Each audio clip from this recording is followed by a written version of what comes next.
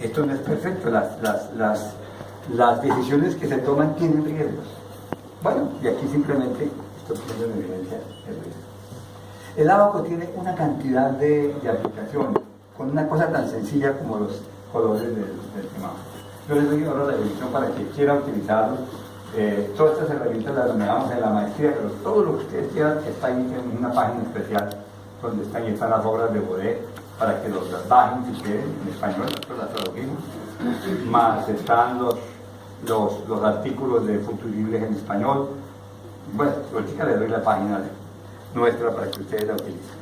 Ok, y llegado a este punto, tenemos entonces ya la imagen de futuro que queremos construir, ¿no? Dice Maurice Blondel, el futuro no se adivina, se construye. ¿Ok? ¿Cómo se construye? Se construye por medio de estrategias y de proyectos. ¿Qué es una estrategia? Vamos a llamar nosotros a la estrategia, vamos a llamar a la sumatoria de un objetivo o una meta y unas acciones. Y esas acciones se van a convertir en proyectos. Entonces, eso ya lo sabemos, todo esto ya existe. Es simplemente poner en orden las cosas.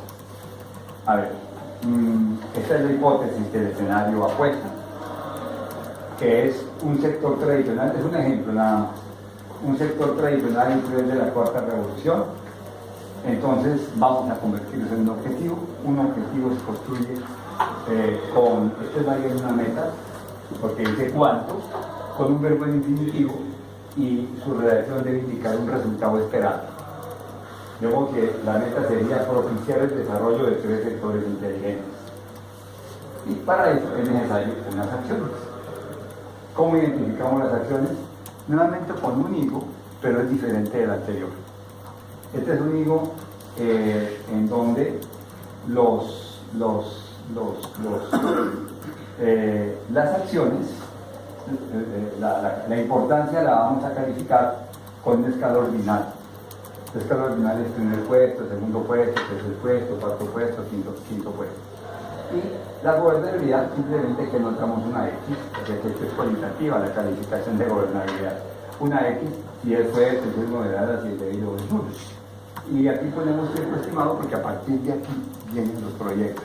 De modo que para la pregunta que nos hacemos es, a ver, para propiciar el desarrollo de 3 sectores inteligentes, ¿cuáles serían los proyectos o cuáles serían las acciones? Entonces, primera acción,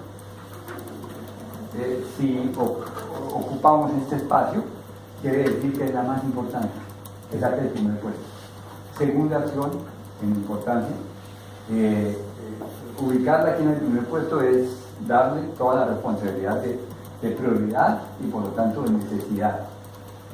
Segundo puesto, tercer puesto, cuarto puesto y quinto puesto. Y aquí simplemente una X y si la X cae en débil o en moderada o en nula, quiere decir que estamos ante un reto, que es un proyecto retador.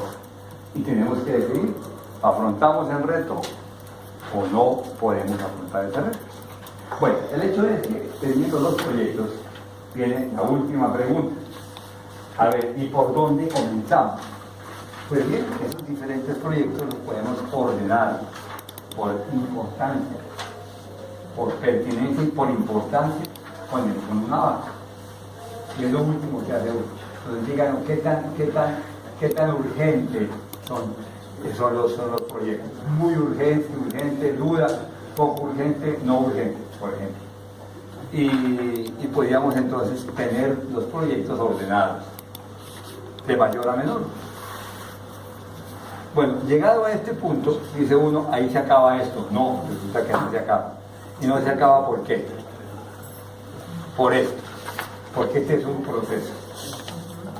¿Verdad? Esto recomienza otra vez aquí dentro de 2 años o 3 años.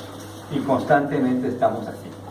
Si no lo tomamos como proceso, vamos a muy fácilmente a ser sorprendidos por eso. Bueno, yo quiero que hagamos un pequeñito ejercicio en la media hora que me